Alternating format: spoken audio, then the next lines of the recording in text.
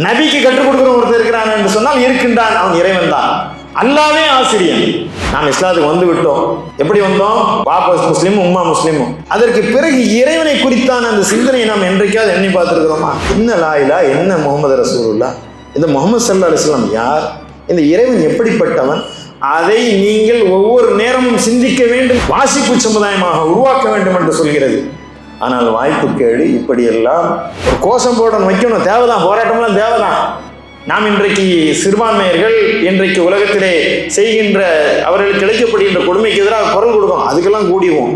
ஆனால் வந்து வாசிங்கப்பா, புஸ்தம் படிப்பா, வரமாட்டான். தன் சொந்த வரலாற்றை இழந்து நிற்கின்ற ஒரு சமுதாயமாக நாம் இருப்பதனால்தான் நம் வரலாற்றை நாம் எழுதுவதை தவறினோம். வேறு எவனோ ஒருவன் நம்முடைய வரலாற்றை எழுதுகிறார். அந்த வரலாறு திரிக்கப்பட்ட வரலாறு, மாற்றப்பட்ட வரலாறு, சிதைக்கப்பட்ட வரலாறு. உங்களை இந்த மண்ணிலிருந்து அழித்தொழிப்பதற்கு அவர்கள் செய்கின்ற முதலில் எடுக்கின்ற ஆயுதம் உங்கள் இருப்பை, உங்கள் வரலாற்றை அழித்தொழிப்பதுதான். நம் வீடுகளில் எத்தனை வீடுகளில் நூலகம் இருக்கு. இல்லைன்னா எப்படி உங்களுடைய பிள்ளைங்க அறிவு சமுதாயம் வளர்க்க போறீங்க? பைக் வாங்கி கொடுக்குறோம், கார் வாங்கி கொடுக்குறோம், ஐபேட் வாங்கி கொடுக்குறோம், எல்லாம் வாங்கி கொடுக்கணும். லைப்ரரி இல்லையே. அப்புறம் புத்தக சந்தை வருகிறது. கோடிக்கணக்கான புத்தகங்கள் இங்கே போடுறாங்க. 700 ஒரு ஸ்டால் போடுறாங்க. சும்மா அது போங்க, உங்களுக்குள்ள குழந்தைகள்லாம் கூட்டு போய் கடைகளில் என்னென்ன புத்தகங்கள் என்னென்ன தலைப்புலாம் வருதுன்னு காட்டுங்க.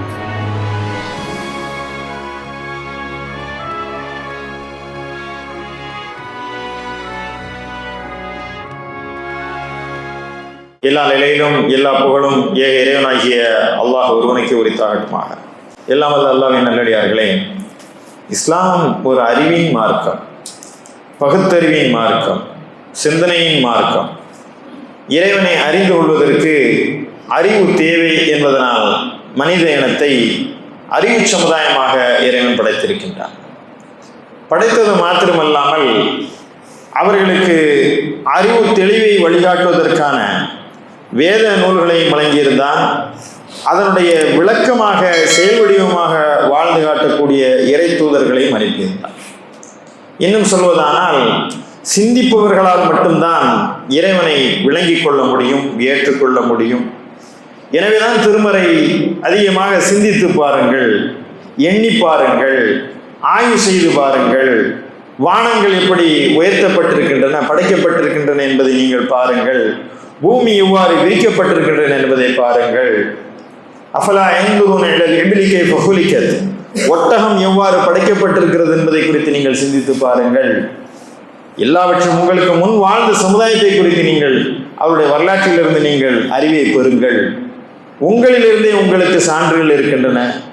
இப்படியெல்லாம் நீங்கள் சிந்தித்தீர்கள் என்று சொன்னால், ஆய்வு செய்வீர்கள் என்று சொன்னால், நீங்கள் என்ன செய்வார்கள் என்று சொன்னால், அறிவுள்ளவர்கள், சிந்திக்கக்கூடியவர்கள் இறைவனுடைய ஆற்றலை, பேராற்றலை விளங்கிக் கொள்வார்கள்.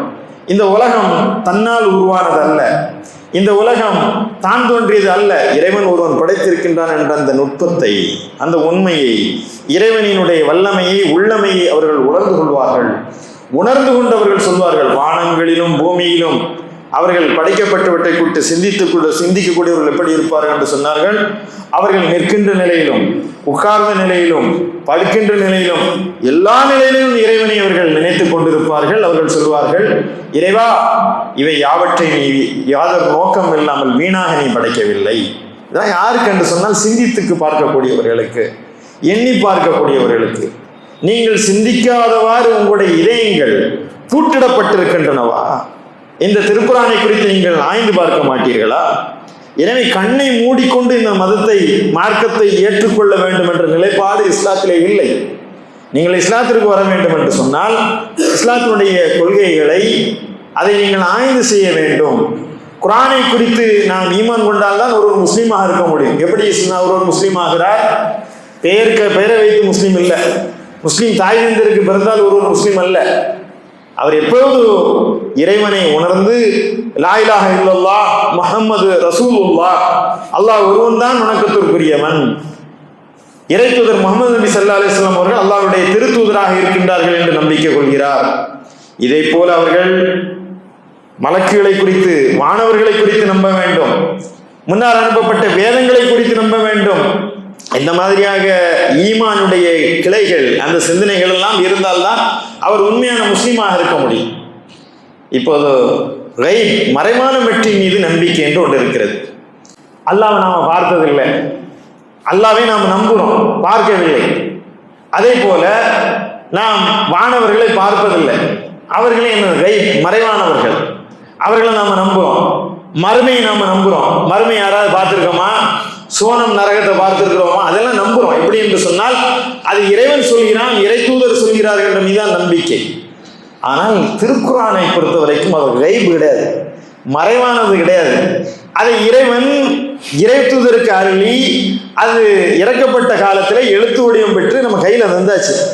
இதை நீங்கள் பார்த்து நீங்கள் புரிந்து கொள்ள வேண்டும். இது மறைவானது கிடையாது.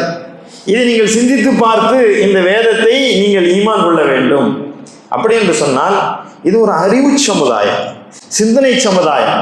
எனவே பகுத்தறிவு என்பது இறைவனை இல்லை என்று சொல்வதற்கு பெயர் பகுத்தறிவு கிடையாது. உன்னை இல்லை என்று மறுப்பதற்கு பெரிய ஆராய்ச்சியெல்லாம் தேவையில்லை.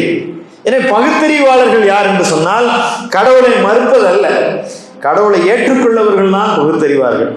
இந்த உலகம் எப்படி படைக்கப்பட்டிருக்கிறது, இந்த வானம் பூமியை குறித்து சிந்திப்பார்கள், இரவு பகலை குறித்து சிந்திப்பார்கள். அவர் எல்லாவற்றையும் சிந்தித்து விட்டு இறைவன் இருக்கின்றானா இல்லையா என்பதை குறித்து அவர்கள் ஆய்ந்து பார்த்து, இறைவன் இருக்கின்றான் என்று சொன்னால் அவன் எப்படிப்பட்டவன், அவன் ஒருவனா பல இறைவனா, ஒருவன் தான் என்ற முடிவுக்கு வருகிறார்கள். இப்படியெல்லாம் சிந்தித்து பார்ப்பதினால்தான் இஸ்லாம் ஒரு பகுத்தறிவின் மார்க்கம், சிந்தனையின் மார்க்கம். அப்படிப்பட்ட ஒரு சிந்தனை நெறியை கொண்டு வருவதற்காகத்தான் அண்ணல் பெருமானார் நபிகள் நாயகம் ஸல்லல்லாஹு அலைஹி வஸல்லம் அவர்கள் வாழ்ந்த காலம் எப்படிப்பட்ட காலம் என்று சொன்னால் ஐயாமு ஜாஹிலியா என்று சொல்லக்கூடிய அறியாமை காலம் என்று வரலாறு குறிப்பிடுகிறது. உலகமெல்லாம் அறியாமையில தான் இருந்தது. அந்த காலத்தில் இந்தியாவுடைய நிலைமை இருண்ட காலம்தான். ஆனால் அங்கே எழுத படிக்க தெரிந்தவர்கள் குறைவானவர்கள் தான்.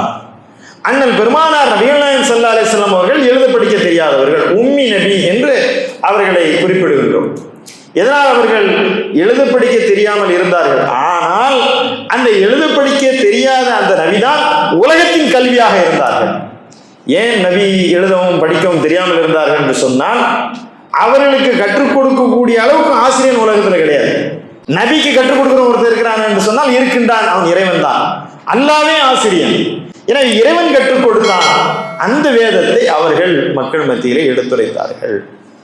எனவே இந்த எழுத படிக்க தெரியாத ஆடுகளையும் ஒட்டகங்களையும் மேய்த்து திரிகின்ற அந்த சமுதாய மத்தியிலே திருக்குர்ஆன் பேசுகின்ற அந்த விஷயத்தை கவனியுங்கள். ஆழமான விஷயத்தை பேசுகிறது. வானங்களையும் பூமியும் குறித்து அது எப்படி அந்த பால்வெளியிலே நீந்தி கொண்டிருக்கின்றன. குர்ஆனை குறித்து நீங்கள் பார்த்தீர்கள் என்று சொன்னால் ஒரு பெரிய ஆய்வு நூல் மாதிரி இருக்கும். தத்துவ விசாரணைகள் செய்கிறது, கொள்கைகளை அது கேள்வி கேட்கிறது, அது பல்வேறு வகையான ஆழமான விஷயத்தை பேசுகிறது. நாம் நினைக்கிறோம் இதை கல்வி அறிவு இல்லாதவர்களுக்கு எளிமையா சொல்லணும். குர்ஆன் எளிமைதான், ஆனால் அதில் ஆழமும் அர்த்தமும் அடங்கி இருக்கிறது. ஏனென்றால் இறைவனை ஏற்றுக்கொள்வதற்கென்றான ஒரு தகுதியை மனிதனுக்குள் இறைவன் எதிர்பார்க்கின்றான். எனவே சிந்திக்க வேண்டும், ஆய்வு செய்ய வேண்டும். நாம் இஸ்லாத்துக்கு வந்து விட்டோம். எப்படி வந்தோம்? வாபஸ் முஸ்லீமும் உம்மா முஸ்லீமும். அதற்கு பிறகு இறைவனை குறித்தான அந்த சிந்தனையை நாம் என்றைக்காவது எண்ணி பார்த்துருக்கிறோமா? லைசன்ஸு ரினியூவல் பண்ணுறோம், வாட்ஸ்அப்பை அப்டேட் பண்ணுறோம், எல்லாத்துக்கும் அப்டேஷன் இருக்கு. பாஸ்போர்ட்டை ரினியூவல் பண்ணணும். ஆனால் அறிவை ரினியூவல் பண்ணுறதே கிடையாது. எப்போவும் மதரசாவில் சொல்லி தந்தாங்க, அவ்வல் கலிமா தையிபு லா இலாஹ இல்லல்லாஹ் முஹம்மது ரசூலுல்லாஹ், அவ்வளோதான். என்ன லா இலாஹ, என்ன முஹம்மது ரசூலுல்லாஹ், இந்த முஹம்மது ஸல்லல்லாஹு அலைஹி வஸல்லம் யார், இந்த இறைவன் எப்படிப்பட்டவன், அதை நீங்கள் ஒவ்வொரு நேரமும் சிந்திக்க வேண்டும் என்பதற்காகத்தான் 5 வேளை தொழுகையை கடமையாக்கி அந்த தொழுகையிலே திருமறை வசனங்களை ஓத வேண்டும் என்பதற்காக, அதை நீங்கள் செவிமடுக்க வேண்டும் என்பதற்காக, அதை குறித்து சிந்திக்க வேண்டும் என்பதற்காக. எனவே இறைவனை குறித்தான சிந்தனையை நீங்கள் மெருகேற்றிக் கொண்டே இருக்கணும், அப்டேட் ஆகிட்டே இருக்கணும். அப்படி ஆகும்போது சிந்தனை அறிவு தெளிய 5 வயசுல அல்லாஹ்வை புரிஞ்சு கொண்டது என்னுடைய இது வேற, 10 வயசுல எனக்கு அறிவு வந்த பிறகு வேற, நல்ல அறிவு வந்த பிறகு, நான் கல்வி அறிவு பெற்ற பிறகு, ஆஹா இறைவா உன்னை குறித்து நான் புரிகிறேன் என்று சொல்லும் போது வஜிலத் குலூபுஹும், அவருடைய உள்ளங்கள் நடுங்கும்.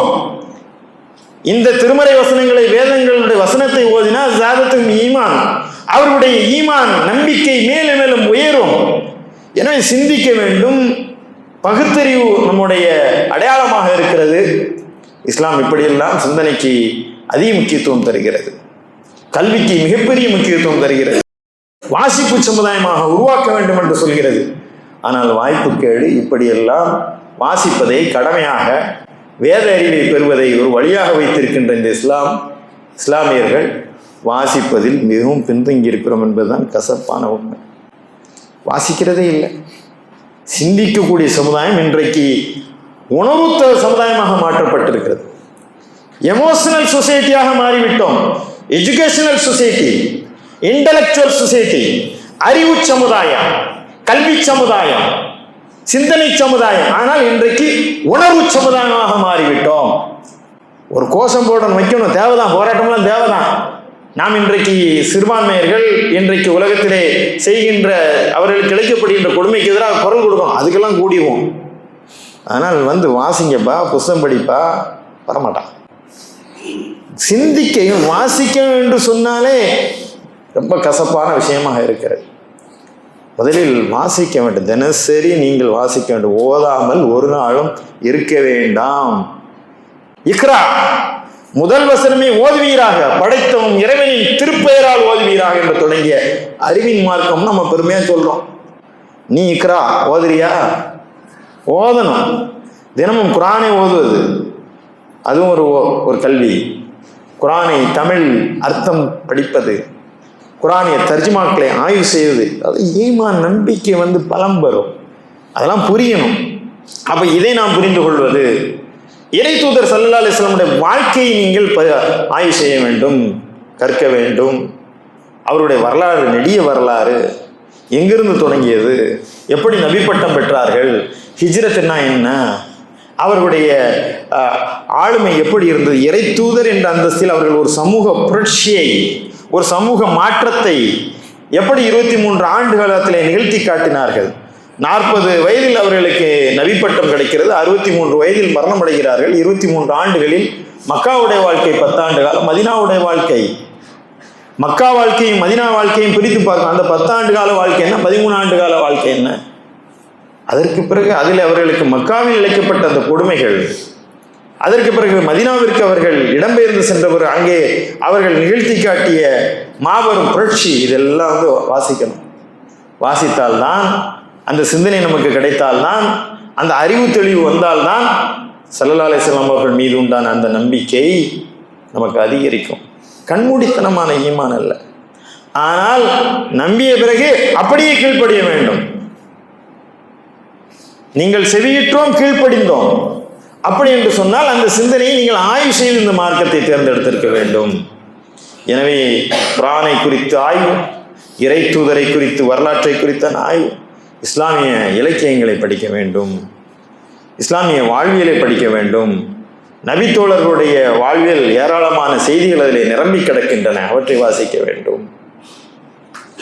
அதற்கு பிறகு அந்த குலஃபாய் ராஷிதீன், இறை தூதர் ஸல்லல்லாஹு அலைஹி வஸல்லம் அவருடைய மரணத்திற்கு பிறகு நிகழ்ந்த வரலாறு, அதற்கு பிறகு இஸ்லாமிய உஸ்மானிய கிலாஃபத்து, அதற்கு பிறகு உண்டான அந்த வரலாறுலாம் தெரிந்தால்தான் பலஸ்தீனத்தை நீங்கள் புரிந்து கொள்ள முடியும். ஏன் அந்த மண்ணில் இன்றைக்கும் யுத்தம் நிகழ்ந்து கொண்டிருக்கு? அந்த சின்னஞ்சிறிய கசா என்று சொல்லக்கூடிய அந்த சிறிய நிலத்திற்காக ஏன் இஸ்ரேல் என்ற ஒரு மிகப்பெரிய இராணுவ பலம் கொண்ட ஒரு நாடு, பலஸ்தீனத்தை திருடி உருவாக்கப்பட்ட ஒரு நாடு, அந்த நிலத்தின் மீது ஏன் குறிவைக்கிறது? அதற்கு பின்னால் வல்லாதிக்க நாடுகள் ஏன் துணை போகின்றன? அதெல்லாம் தெரியணும்னா வரலாற்றை நீங்கள் தெரிந்து கொள்ள வேண்டும். ரொம்ப முக்கியம். வாசிப்பு, சிந்தனை, அறிவு தெளிவு, அவை இஸ்லாமிய வரலாற்றை, இதை நீங்கள் புரிந்து கொள்ள வேண்டும். அடுத்து நீங்கள் பார்த்தீர்கள் என்று சொன்னால் வரலாறு. நம்முடைய வரலாற்றை நாம் தெரியாமல் இருக்கின்றோம், வரலாற்றை அறியாமல் இருக்கின்றோம். இந்த தமிழ் நிலத்திலே உள்ள வரலாறு மிகப்பெரிய வரலாறு. இஸ்லாமியர்கள் இந்த மண்ணுக்கு செய்த பங்களிப்பு ஒரு மகத்தான பங்களிப்பு. ஆனால் அது எங்கேயுமே நம்ம ஆவணப்படுத்தலையே, அதை வாசிக்கலையே. ஒரு ஜமால் முகமது கல்லூரி இருக்கு, அது ஒரு கல்லூரின்னு ஒரு காலேஜ் கட்டின ஆளா? இல்லை. ஜமால் முகமது அவருடைய பங்களிப்பு என்ன? ஹாஜா மியான் ராவுத்தருடைய பங்களிப்பு என்ன? கருத்தர் ராவுத்தருடைய பங்களிப்பு என்ன? மேல் சார் அப்துல் ஹக்கீமுடைய பங்களிப்பு என்ன? இன்னைக்கு சார் உஸ்மான் சார் என்ன வச்சிருக்காரு, அந்த யார் இந்த உஸ்மானு? எல்லாவற்றுக்கு பின்னாலும் ஒரு வரலாறு இருக்கிறது. காயிதி மில்லத்தையும் எனக்கு தெரியல, எப்படிப்பட்ட ஒரு வரலாறு.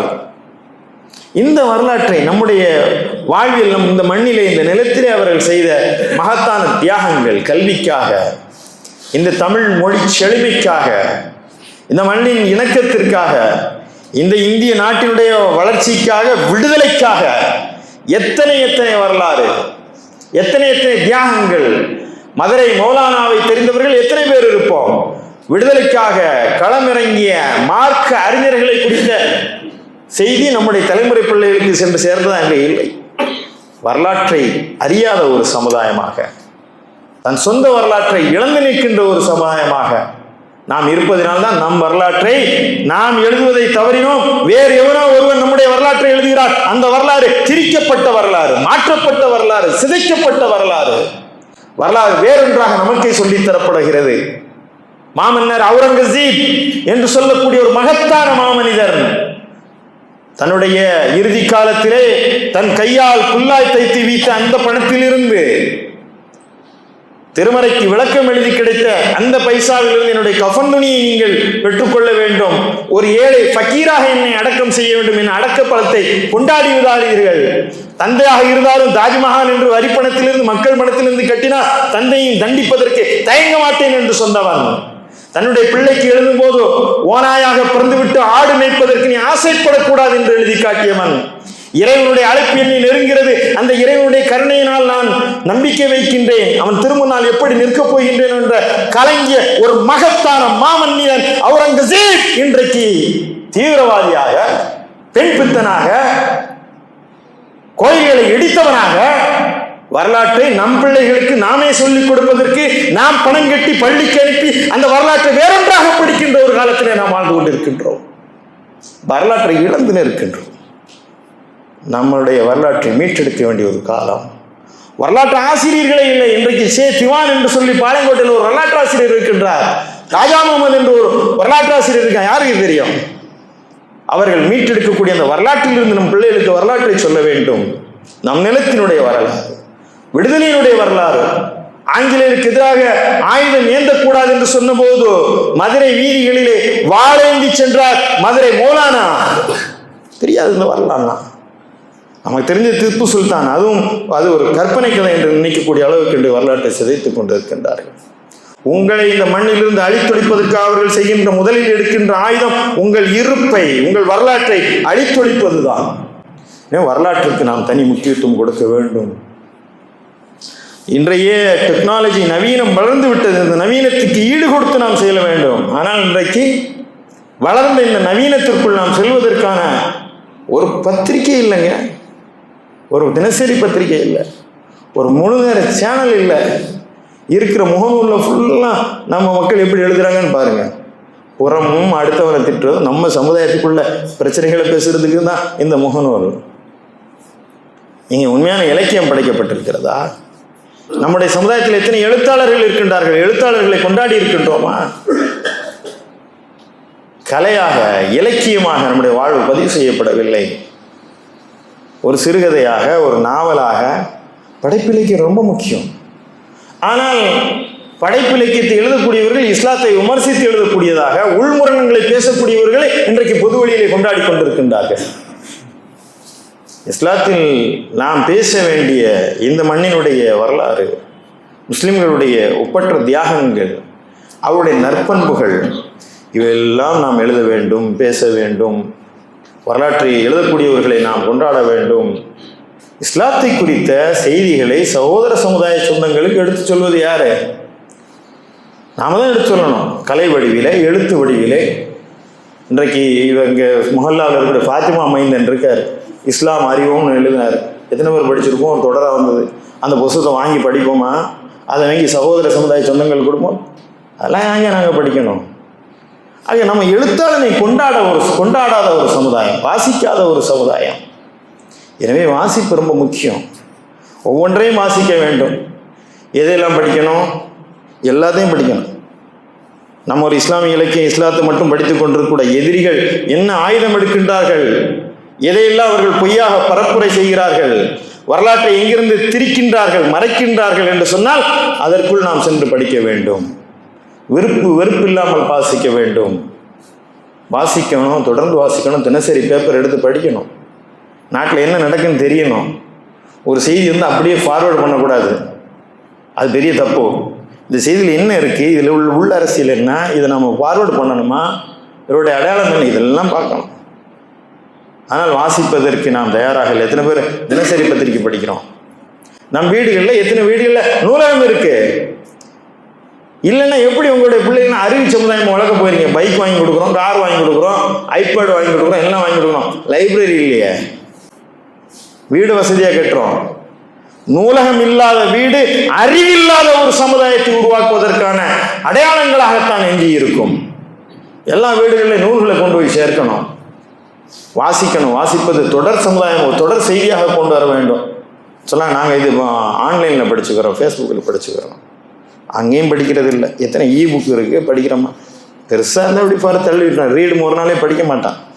ஆனால் சொல்லிக்கிடுவான், நீ அவதுலையாவது படி, எதுலையாவது படி, ஆனால் படி படி படி படி, வாசி வாசி, சிந்தி.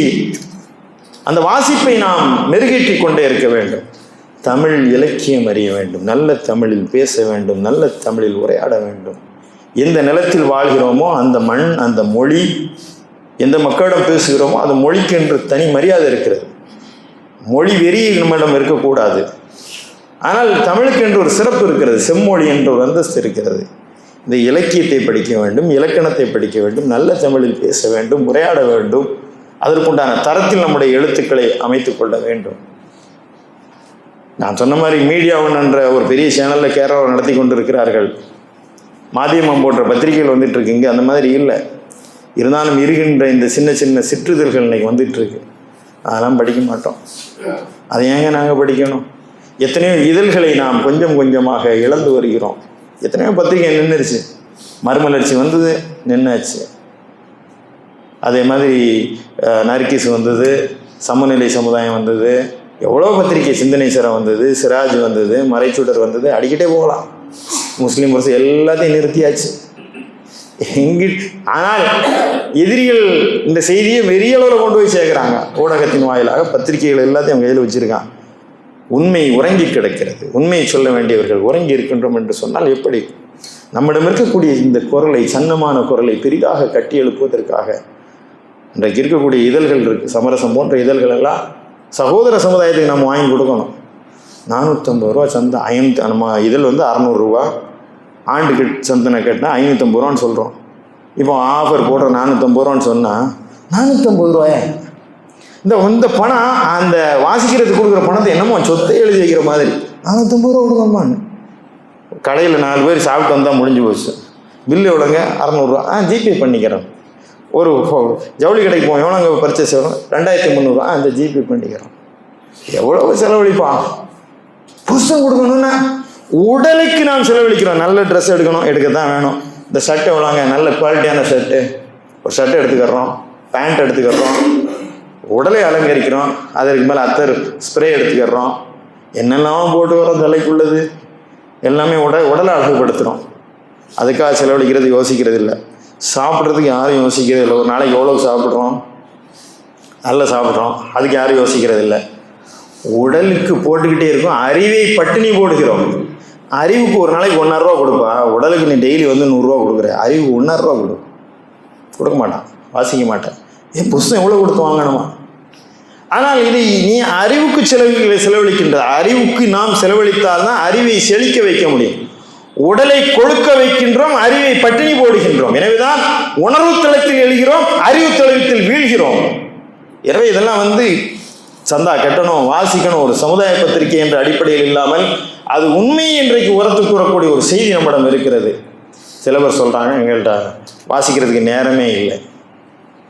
இந்த துனியாவில் என்னதான் உனக்கு நேரம்? என்னதான் பண்ண போகிற நீ? நேரம் இல்லை என்பதை போல போய் உலகத்தில் எதுவுமே கிடையாது. ஒரு 1/2 மணி நேரம் தினசரி ஒதுக்கிறணும்.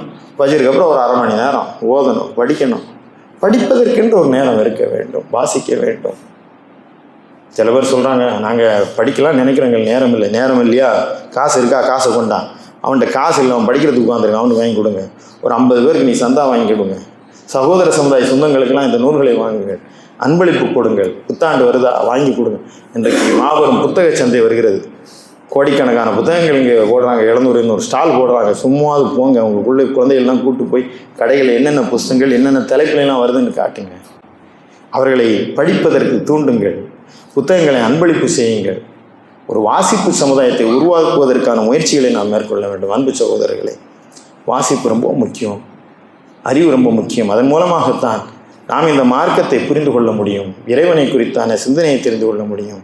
இன்றைக்கு இருக்கக்கூடிய போட்டி நிறைந்த உலகத்திலே நம் இருப்பையும் அடையாளத்தையும் அதிகப்படுத்திக் கொள்வதற்காக, அவர்களையும் அழைப்பதற்காக, அந்த தகுதியை வளர்த்துக் கொள்வதற்காக வாசிப்பு நமக்கு மிகப்பெரிய அவசியமாக இருக்கிறது. இதை இஸ்லாம் மிகப்பெரிய அளவிலே ஊக்குவிக்கிறது, அது நன்மை என்று சொல்கிறது, வாசிப்புக்கான பெரும் கூலியை தருகிறது. இது ஒரு பகுத்தறிவின் மார்க்கம். எனவே வாசிப்போம், வாசிப்பை சுவாசிப்போம், வாசித்து வாழ்வோம். அறிவுள்ள சமுதாயமாக நாம் உருவாகுடன் ஒரு அறிவுள்ள தலைமுறையை உருவாக்குவதற்கான எல்லா முயற்சிகளையும் செய்வோம். எழுத்தாளர்களை கொண்டாடுவோம், பத்திரிகைகளை பெரிய அளவிலே வளர வைப்போம், ஊடகத்தை சரியான முறையில் கையாளுவோம். இந்த உலகத்தை இறை மார்க்கத்தின் பக்கம் திருப்புவதற்காக, இந்த மண்ணிலே இந்த மார்க்கத்தை மேலோங்க செய்வதற்காக நம்முடைய முழு முயற்சிகளை நம்முடைய அறிவின் வழியாக பயன்படுத்தக்கூடிய நல்வாய்ப்பை வல்ல ரஹ்மான் நம் அனைவருக்கும் வழங்கி அருள்வானாக.